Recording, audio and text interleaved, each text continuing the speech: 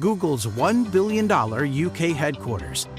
Google opened its first Google office in the UK in 2003, and they have since grown to thousands of employees, with teams in engineering, sales, and many other roles. Their diversity of teams enables us to make an impact both within Google and in the UK. Their engineering teams work to build products for everyone, while sales teams help businesses grow.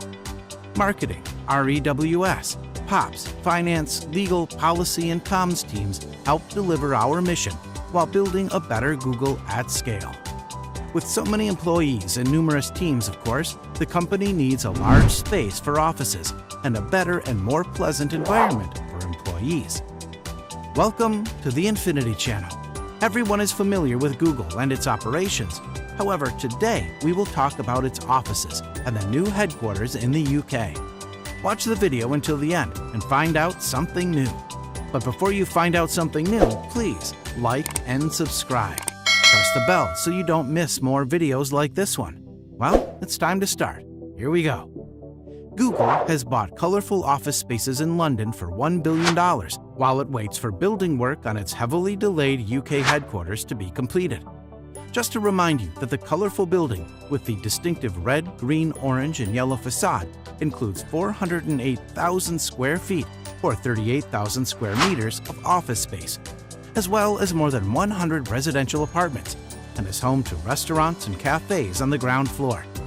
The internet giant announced that it has acquired all of the Central Street Giles building, where it already occupies many floors, in London's West End. Their investment in this striking Renzo Piano design development represents their continued confidence in the office as a place for in-person collaboration and connection. Google plans to refurbish the office over the next few years, adding that there will be collaboration spaces, team pods, and covered outdoor working spaces. The Mountain View headquartered firm employs 6,400 staff in the UK, and the company has pledged to create enough UK office space for 10,000 in the coming years. Its main hub is in the recently gentrified King's Cross neighborhood on the northern fringe of the city centre, where it has snapped up several offices. However, its new UK headquarters, which sits on a plot behind King's Cross train station, is still under construction. The 11-story ground scraper has been designed by the prestigious Heatherwick Studios and Bjarke Ingelsby. The plan shows a 25-meter swimming pool, a 200-meter rooftop running trail, and a large sports hall with views over London. It will accommodate up to 4,000 Googlers when it's completed. Google said the purchase of the London office is part of a broader vision for a flexible workplace. So, post-COVID, Google will operate a hybrid workplace model, with staff splitting their time between the office and another location, and spending an average 3 days a week at their desks. Staff is also allowed to request work entirely remotely, although this will not be possible for all roles. The search engine expects about 60% of its staff to work in the office a few days a week, with about 20% able to apply to work remotely from home. We believe that the new offices will be amazing, although we know that the offices in the rest of the world are also fantastic. Are you interested in what other offices are like? Here, we will show you. The most easily noticeable part of the various Google offices is the vibrant colors they contain. While the palette seems to have started with inspiration from Google's logo, it has since been expanded to include any color imaginable, most notable in their Moscow, Zurich, and Stockholm spaces. Why are they colorful? Partly for the fun creative color brings to any space, though their designers might also be reacting to some research, which has shown that a lot more pleasant working environment can be reached by using a variety of colors that mimic nature.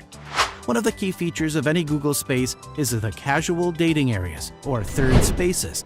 These spaces are essentially alternative workplaces that aren't your desk. Oftentimes, they are small enough for 2 to 3 people, while others are built for a group of 10 to 20. Google has seen fit in a number of their high-profile offices, like London, Zurich, and more recently Venice and Hollywood, to include these types of workspaces.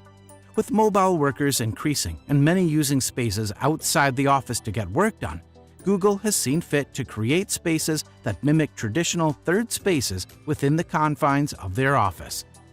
This sounds great so far, doesn't it? The new offices and premises of this company will certainly not disappoint our expectations and may create an even better environment than it has been so far. So what do you say? Do you like Google's plan for new headquarters? There's a comment section below, so feel free to write your comments. Don't forget to subscribe and turn on the notification. Also, share the video, drop a like. This is the end of the video. Hope you enjoyed today. Meet you again.